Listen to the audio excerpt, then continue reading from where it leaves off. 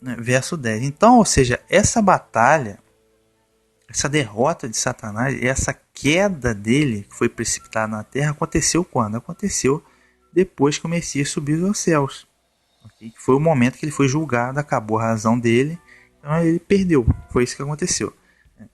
Ouvi então, verso 10, ouvi então uma voz forte no céu proclamando: agora realizou-se a salvação, poder realiza do nosso Deus e a autoridade do seu Messias.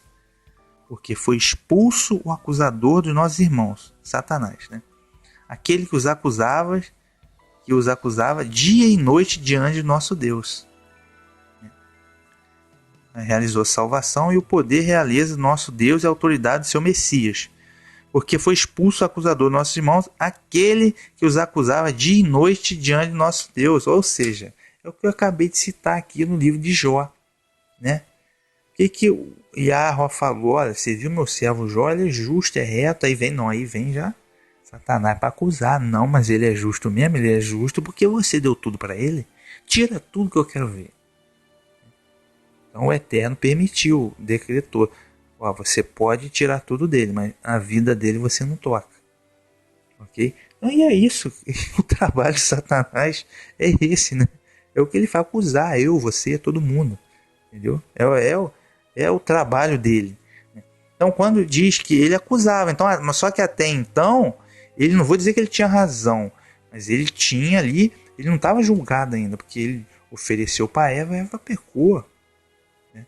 Agora, a partir do momento que o Messias fez o sacrifício, foi perfeito e acabou para ele. Então, você não tem mais razão, então você foi expulso, ok? Então agora não adianta o inimigo tentar te acusar. Se você tem fé no Messias, o Messias comprou você. Okay? Se você tem fé no Messias, não há acusação sobre você, porque o Messias te comprou. O Messias pagou a sua dívida. Entendeu? Isso que acontece. Verso 11. Eles, porém, venceram o dragão pelo sangue do cordeiro e pela palavra do testemunho que deram, pois diante da morte desprezaram a própria vida. Aí quando diz aqui no início do verso 11, eles porém venceram o dragão, você é inclinado a pensar que eles foi lá o Miguel, né, que batalhou com os seus anjos, né, contra o dragão e venceu no verso 7 e no verso 8.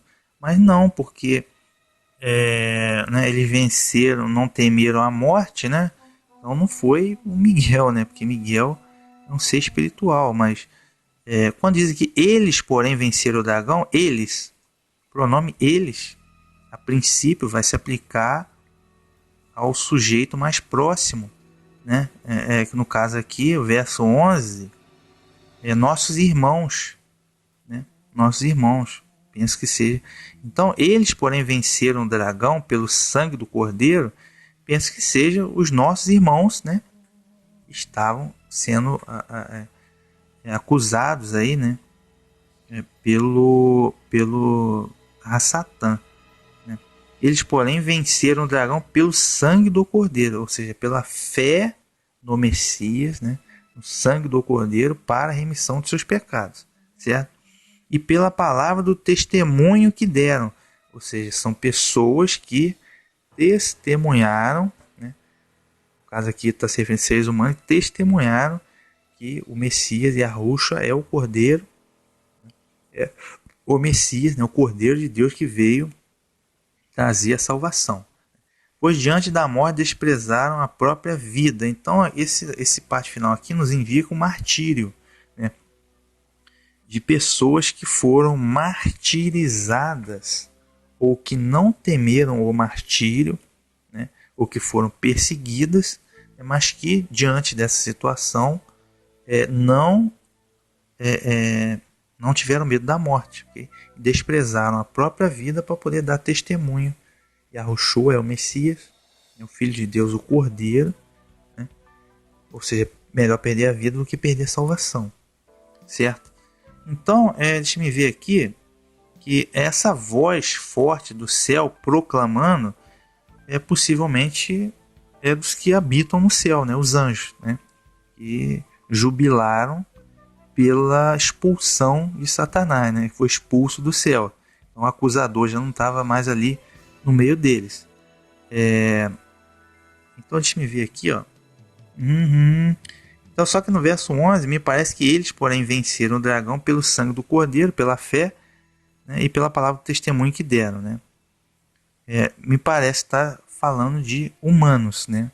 Humanos que não temeram a morte ou a perseguição. Depois que o Messias ressuscitou, né, foi ao céu, iniciou-se aí uma intensa perseguição à igreja do Messias, né, que a princípio eram os nazarenos. Muitos deles foram perseguidos pelo próprio Sinédrio judaico, porém preferiram morrer, né, ou serem perseguidos, mas não negaram o testemunho. Dessa forma eles venceram Satanás. Então, muitas vezes você pode ser perseguido e morto, né, mas você venceu Satanás. Entendeu? Você foi perseguido, foi preso ou foi morto pelo testemunho que você dá, pela sua fé no Cordeiro, testemunho no Cordeiro, no Evangelho. Você pode ser morto, mas você vai morrer fisicamente, mas você derrotou Satanás. Por quê? Você não abandonou a fé, então você vai ganhar a salvação, a vida eterna.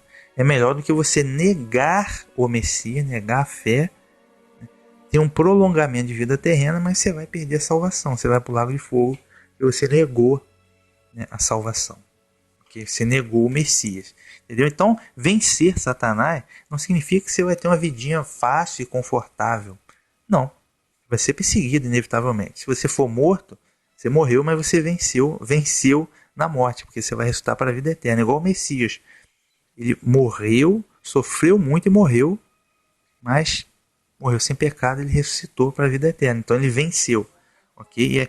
E quem vencer com ele, for martirizado, vencer, vai ressuscitar também com ele na vida eterna, na primeira ressurreição, tá? Apocalipse capítulo 20. Vamos continuar lá, verso 12. Então me parece que o júbilo, essa voz do céu, era dos anjos, né? E aqueles que venceram o dragão, né, pois diante da morte desprezaram a própria vida, foi o ser humano, né? São os humanos que foram martirizados. Tá? Verso 12, vamos lá. Por isso, faça festa, ó céu, alegre-se os que aí vivem. Mas ai da terra e do mar, porque o diabo desceu para o meio de vocês. Ele está cheio de grande fúria, sabendo que lhe resta pouco tempo. Repetindo aqui o verso 12. Por isso, faça festa ao céu, alegrem-se os que aí vivem. Então, os que aí vivem no céu, quem? Olha, são as criaturas celestes. São o quê? Os anjos, as várias classes de anjos e outras criaturas, né, que vivem lá, alegre-se porque o acusador foi expulso. Tá? Não creio que tenha... alguém vai achar que tem ser humano lá no céu. Ser humano não tem... O humano que tem no céu é o Messias, né, que se fez homem e ressuscitou e subiu ao céu. O profeta Elias, que foi arrebatado ao céu, numa carruagem de fogo, e o profeta Enoque, que Deus o tomou para si. Fora isso, não tem nenhum ser humano no céu não, meu amigo. Não, mas a alma, você morreu, a sua alma foi pro purgatório, depois foi pro céu, ou sua alma foi pro céu encontrar com Jesus. Não, isso é a doutrina do Satanás. Engana todo mundo. A imortalidade da alma é uma doutrina de Satanás. Mas está no cristianismo. Mas é a doutrina pagã dos anjos caídos. Os anjos caídos, Satanás inventaram essa doutrina. Essa doutrina é a base de toda religião falsa que tem mundialmente. Tal qual a existência de uma entidade tríade, uma entidade triuna. São dois pilares dos enganos mundiais de Satanás. Então, o ser humano morreu, está na sepultura. Agora, morreu, mas morreu na fé no Messias, venceu Satanás. É o que está explicando aqui o texto. Você vai ressuscitar quando do retorno do Messias. Ressuscitar para a vida eterna. Ok? Então não tem nenhum ser humano, alma, fantasma de ninguém lá no céu. Não. O espírito que volta para o eterno, para o Criador, é o fôlego de vida. Okay? Que volta para o Criador. Ok? Então, alegre-se os que aí vivem no céu, são os anjos e outras criaturas, né? Mas ai da terra e do mar, porque o diabo desceu no meio de vós e ele está cheio de grande furor, sabendo que lhe resta pouco tempo. Como o diabo foi expulso, ele perdeu, porque já foi julgado. O Messias venceu ele. acabou a razão para ele. Ele sabe que agora o tempo dele é curto. Por isso ele tem que articular da melhor maneira possível, o mais rápido possível, para poder dar mais uma tentativa, poder fazer mais uma tentativa contra o povo de Deus e contra a palavra. Por isso que agora ele está articulando. Esse negócio de coronavírus aí não me parece ser coisa natural. A gente vai ver onde isso vai dar. Tem a Agenda ONU 2030, tem a tal da nova ordem mundial. Toda essa estrutura mundial de poder que a gente tem hoje, quem governa é Satanás. Satanás e seus anjos. Então eles estão sempre tentando arrumar alguma coisa, tá? Mas vai para a perdição. Então eles sabem que tem pouco tempo. Então, por isso que eles estão empenhados em articular, em fazer as coisas. Ok? Quando ele diz aqui é mais ai da terra e do mar, porque o diabo desceu para o meio de você, bem, ai da terra, quem habita na terra são seres humanos, né? O diabo é inimigo das nossas almas. Agora, quem habita no mar é estranho, né? Quem que vai ter medo do diabo? Peixe, coitado, peixe, um tubarão, alguma coisa ter medo do diabo? Então isso aí pode ser simbólico, né? Porque geralmente na linguagem aí bíblica, profética, a terra simboliza Israel, a terra formosa, e o mar simboliza as nações, né? Ou seja, essa queda de Satanás é um evento que tem repercussão espiritual universal, tanto para os judeus quanto para os gentios, porque o diabo vem com fúria para tentar perverter o máximo de almas possível, sabendo que ele resta pouco tempo. Verso 13, lógico, aqueles que já foram martirizados aqui no verso 11, que não diante da morte não desprezaram a própria vida, preferiram morrer, mas não negar a fé, eles já estão com a causa ganha, né? Morreram com a fé no Messias, já estão com a causa ganha. Ou foram martirizados, estão com a causa ganha. Agora, nós que ainda estamos vivos aqui, temos que ficar de olho em relação a esse fato. Verso 13. Quando viu que tinha sido expulso para a terra, o dragão começou a perseguir a mulher, aquela que tinha dado à luz um menino homem. Quando o dragão viu que tinha sido expulso para a terra, o dragão começou a perseguir a mulher, aquela que tinha dado luz ao menino homem, é o que eu estou falando. Quem foi que deu a luz ao menino homem? Foi a filha de Sião. De Sião, Israel, igreja, como queira. Eu vou falar aqui Israel, na época lá. Que ela deu a luz a um menino homem que foi o quê? O Messias, né? Já foi explicado. Então o dragão, quando ele viu que tinha sido expulso, após ele ter sido expulso, ele começou a perseguir a mulher. Então vejam que ele foi expulso depois que o Messias ressuscitou.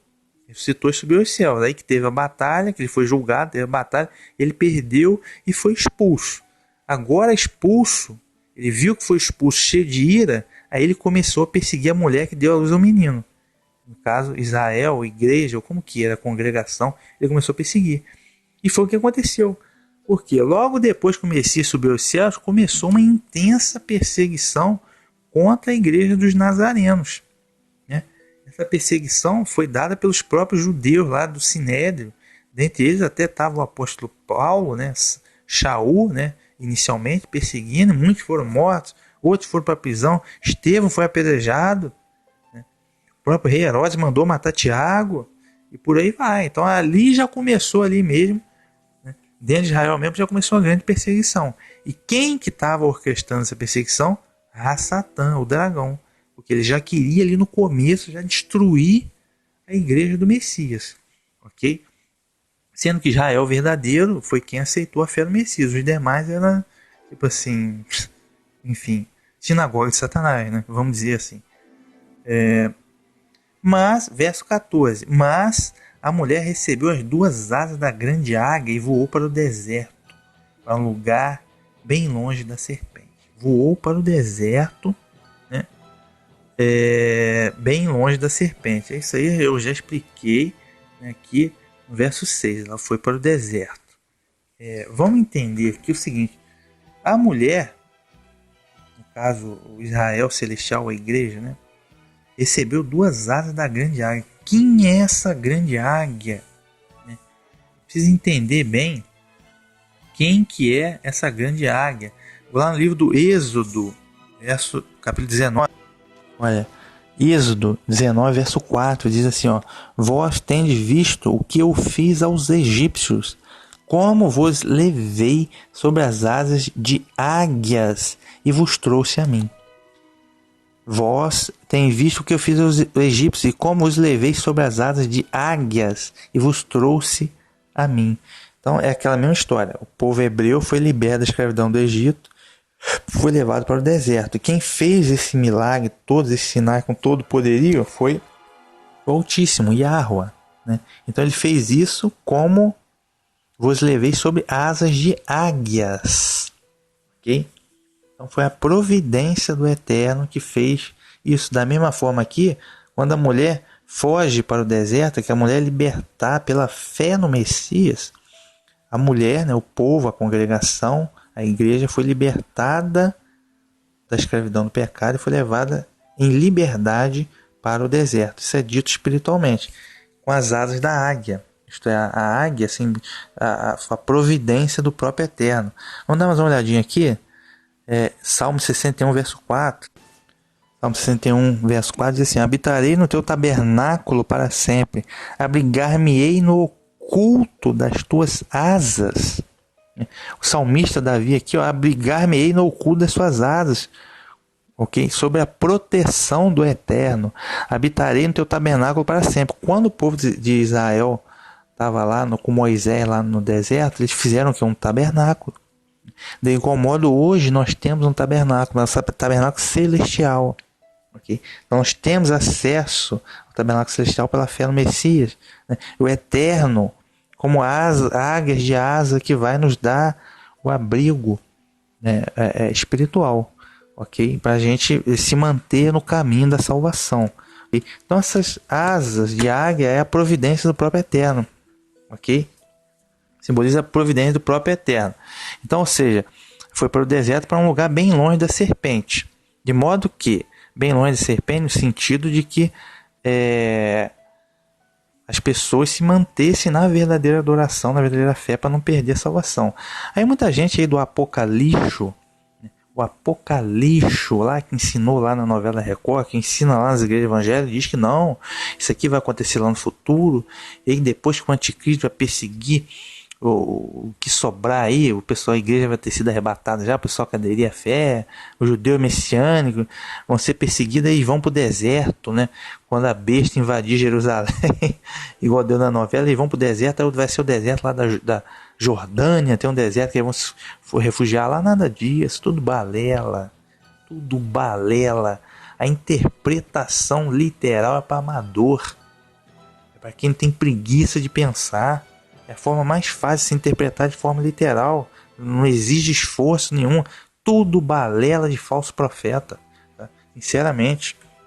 Aí continuando, verso 14. Aí a mulher é alimentada por 1 tempo, 2 tempos e meio tempo.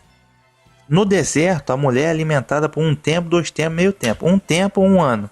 2 tempos, 2 anos. Meio tempo, meio ano. 3 anos e meio. 3 anos e meio é o quê?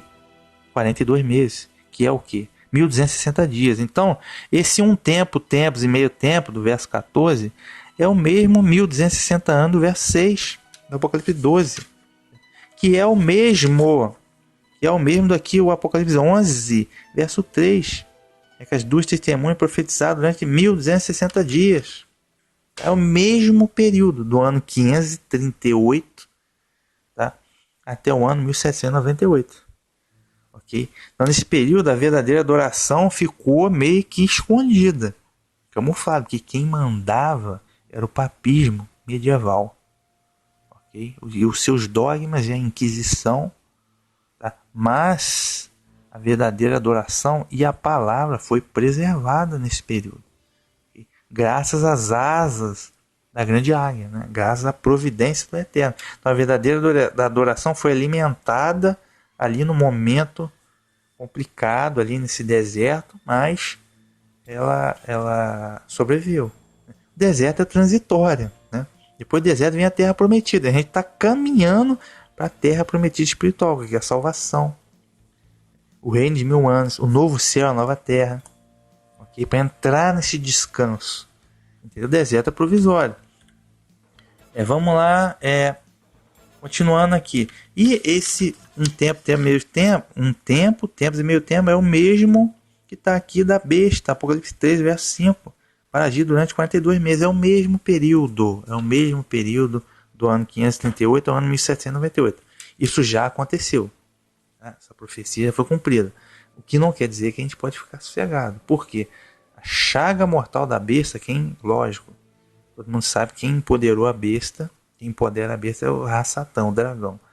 Vai terminar de ser curado, já está na fase final, aí vai retornar. Vai retornar com potência total, ok? Para a rebelião final, ok? A gente não tem que descansar. Verso 15. A serpente não desistiu. Vomitou um rio de água atrás da mulher para que ela se afogasse. A serpente não desistiu. Vomitou um rio de água atrás da mulher para que ela afogasse. Então, ou seja, esse rio de água, ele tem significa o quê? Perseguição. E essa perseguição, ou oposição, ela se dá de duas formas. Primeiro, perseguição física, que foi o que? O martírio. Quantas pessoas, por exemplo, foram mortas no tribunal da Inquisição? Ou antes disso, quantas pessoas foram mortas pelo sinédrio judaico que perseguiu os nazarenos? E quantas pessoas foram mortas pelo imperador Nero, ou pelo Império Romano do século II e III, que perseguiu muitos cristãos? Ou mais recentemente, eu falei lá na Revolução Francesa, como eles perseguiram a igreja, ou mais recentemente, agora no início do século XX, com a Revolução Russa, quantos cristãos você acha que morreram? Hitler matou 6 milhões de judeus, mas muitos mais milhões de cristãos morreram na União Soviética e ninguém fala nada. A União Soviética do comunismo ateu, cujo símbolo é a bandeira vermelha. Inclusive muita gente fala que o dragão é a China, porque a China, a bandeira vermelha, pois é. Quem criou, os mesmos criadores do Partido Comunista Chinês foram os mesmos criadores da Revolução Russa. Foi a sinagoga de Satanás. Mas enfim, e o comunismo é vermelho não é à toa, porque o comunismo é uma oposição clara à Bíblia, clara ao Messias, é uma oposição clara. Agora, inclusive o símbolo da China é um dragão vermelho, curiosamente. Mas não é que o dragão é a China. Muita gente nessa época agora de coronavírus, que a China está emergindo com a superpotência econômica, não. O dragão está escrito, o dragão é a antiga serpente, o diabo, Satanás. É um ser espiritual, mas esse ser espiritual, ele utiliza toda a estrutura mundial de poder para fazer aí a sua oposição. E também utiliza, óbvio, a China, que é dominada pelo comunismo ateu, que o comunismo ateu é Satanás, entendeu? Ok? Deixa eu ver aqui. Então, ou seja, só que essa perseguição, ela também é ideológica, porque Satanás inventa várias doutrinas e várias mentiras para fazer oposição à Bíblia. E uma dessas mentiras está na falsa ciência que eu já falei, da NASA, do globo, do Big Bang, do evolucionismo, do darwinismo. Essas palhaçadas todas que ele inventa para fazer oposição. Não existe criador, imagine, não foi o Big Bang. O nada explodiu sozinho, sabe-se lá como. Quem colocou aquele átomo lá, como ele explodiu sozinho e como só um pontinho azul no meio do nada que tem vida inteligente, que tem água. Tipo assim, é para enganar trouxa. Mas os trouxas acreditam, porque Satanás usa muita mídia. A mídia é o politeísmo. Você pode adorar o que você quiser, a hora que você quiser. Esse turno aí da Bíblia são todos intolerantes, Aí você vai adorar, vai no centro espírita, vai na macumba, vale tudo, todas as religiões. A ideologia de gênero, ninguém pode discriminar. Homem com homem, mulher com mulher, vale tudo. E novela, aquelas palhaçadas todas na novela, aquela sacanagem toda na novela. Tudo isso é Satanás. Para quê? Fazer oposição. Ele é inimigo da tua alma. Okay? Então o sistema todo está na mão dele. Okay? Então, como você vencer isso? É só conhecendo a palavra. Mas tem que conhecer a palavra. Se não conhecer a palavra, meu amigo, 100% de certeza você vai cair no engano. Então esse rio de água que ele vomita é perseguição física e também, vamos dizer, ideológica. Tá? Na época em questão, do ano 538 para frente, ele fez o quê? O catolicismo era uma mistura de várias religiões pagãs, mitraísmo. Ele misturou ali o cristianismo e fez um birimbolo, criou vários dogmas, né, que não tem nada a ver. E está aí até hoje. As pessoas não percebem isso. Okay? Então, a confusão ideológica também faz parte dele. A imortalidade da alma que eu falei, que está na igreja evangélica, acredita na imortalidade da alma, numa entidade triuna, numa trinca de deuses, isso tudo é engano dele, meu amigo. Entendeu?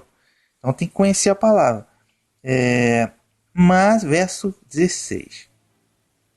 Mas a terra socorreu a mulher, abriu a boca e engoliu o rio que o dragão tinha vomitado. Então, o dragão, ele vomitou um rio de água, quer dizer que ele iniciou a perseguição. Porém, a terra, está dizendo aqui simbolicamente, claro, a terra engoliu, abriu sua boca e engoliu o rio que o dragão tinha vomitado. Ou seja, mesmo diante da perseguição, a providência divina faz preserva o seu povo, ok?